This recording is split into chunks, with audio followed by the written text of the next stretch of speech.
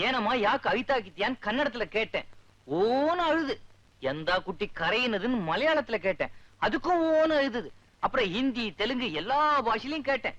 ஒரே அழுகுதான். எனக்கு ரொம்ப கோவம் வந்து ஏமா அழுகுற அவ்வளவுதான். ஒரு லுக்கு கண்ணிலேயே தமிழ் மனம் இழுத்துட்டு வந்துட்டேன். ஆமாங்க, எவனோ ஒரு ஸ்டூபிட் பாவம் இவள மெட்ராஸ்ல கல்யாணம் பண்ணி பெங்களூருக்கு கூட்டிட்டு வந்து ரயில்வே ஸ்டேஷன்ல விட்டுட்டு போயிட்டான். முன்ன பின்ன தெரியாதவ பாவம். இவ என்ன செய்வ? கல்லானாலும் கணவன் புல்லானாலும் புருஷன்னு நினைக்கிறதுனாலதான் சில பொறுக்கி பசங்க பொம்பளைங்களை புழுவா நினைக்கிறாங்க. என்னைக்காவது ஒரு நாள் பொம்பளைங்க விழிச்சுக்கிட்டாங்கன்னா இந்த மாதிரி அயோக்கிய பசங்கள்லாம் அடி வாங்கிய சாவானுங்க.